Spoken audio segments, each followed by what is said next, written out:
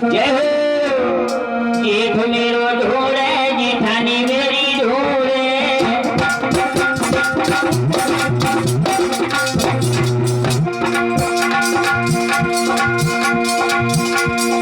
मेरो ढोले सूरज लौआ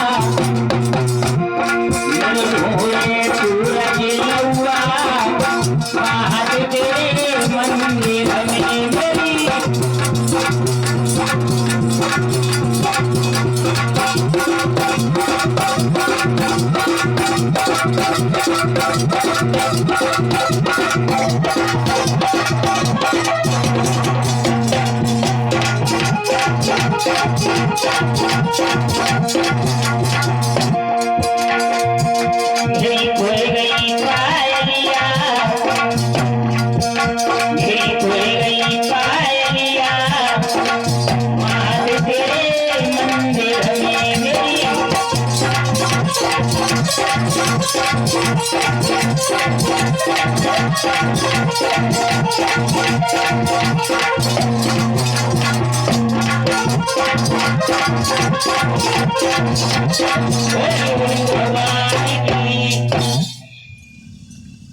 मेरी भागवत प्रेमियों कहीं प्रसंग पे गौर करते हैं। यहाँ पर प्रसंग चल रहा था कि जब महाराज भीष्म के दरबार में ब्रह्मपुत्र नारद पहुंचे हैं, जैसे ही भीष्म ने नारद को आता हुआ देखा, बड़ी सुंदर से आसन पे बिठाया और बिठा करके कहने लगे, महाराज कैसे आना हुआ है आपका। मेरे भागवत प्रेमियों ब्रह्मपुत्र नारद कहने लगे, है राजन संत सुखी विचरंत मही। जिस तरह से एक जगह पे ठहरा हुआ पानी गंदा हो जाता है, उसी तरह से एक जगह पे ठहरा हुआ साधु भी गंदा हो जाता है। इसलिए साधु तो चलता रहता है, उड़ता पंछी बहता पानी इनका नहीं ठिकाना। ब्रह्मपुत्र नारद कहने लगी, राजन ये बात तो छोड़ो, लेकिन आज आप मुझे इतनी खुश नजर आ रहे हो, उसका कारण क्या है। ब्रह्मपुत्र नारद कहने लगे, भीष्म मुझे कुछ तो बताओ, आखिर तुम्हारी खुशी का कारण क्या है। आज जब ये पूछा तो उसी समय पर नारद से कहने लगे है भीष्म कि अगर आप ये पूछ रहे हो तो मैं बता रहा हूं कि मेरे आंगन में एक कन्या ने जन्म लिया है। देव ऋषि नारद कहने लगे, तुम्हारी आंगन में एक कन्या ने जन्म लिया तो तुम इतने खुश हो। आगे आने वाले समय में अगर किसी भैया के आंगन में लड़की जन्म ले लेगी तो लोग दुखी हो जाएंगे। भीष्म कहने लगे, महाराज जिसने एक कन्या के हाथों को पीला नहीं किया उसका सारे जीवन व्यर्थ हो जाता है। उसी समय ब्रह्मपुत्र नारद से भीष्म को बोले हैं, महाराज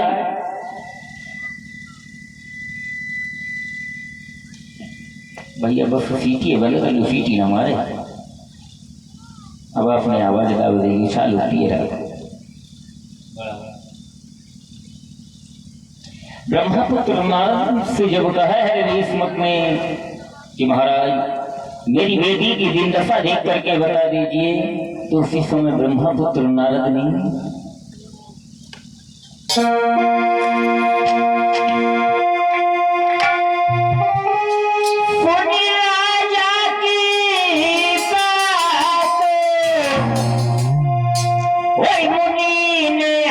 पत्रिका मुनि सोई जगी लगनऊ रे नाम धरी श्री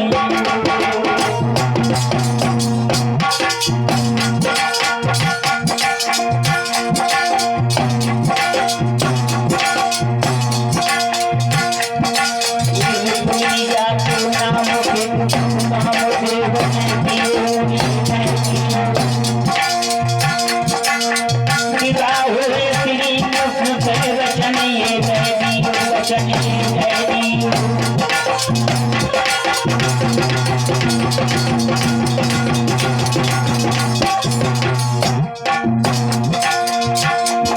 भीष्मक ने ये सुना कि हमारी बेटी का नाम रुक्मिणी होगा और इसका जो वर है वो बोली मनोहर भगवान सुंदर होगी। भीष्मक उसी समय पर प्रफुल्लित हो जाते हैं, गति से उछल पड़ते हैं हुआ ऐसा।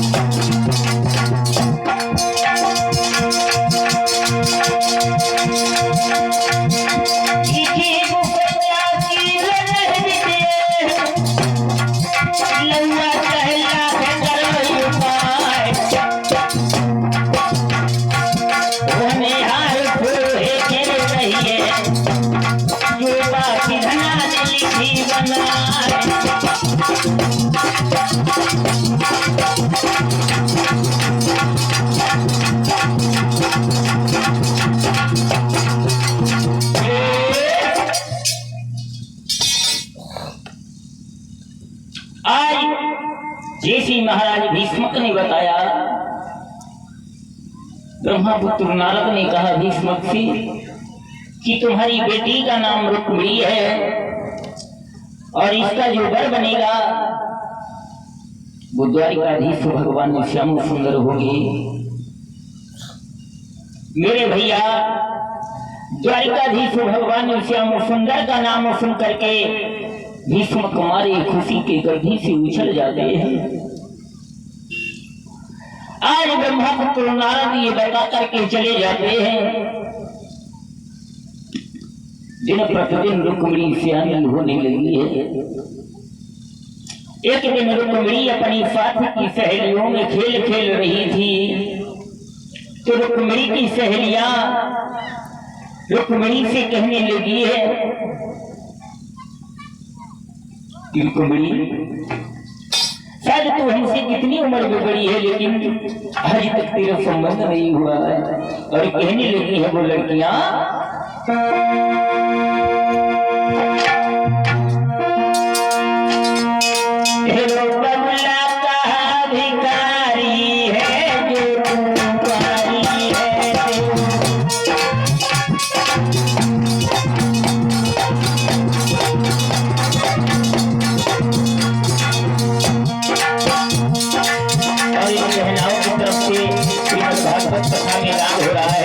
भगवान की कामना करेंगे, अमर बना रहे, दौलत के भंडार भरे रहे।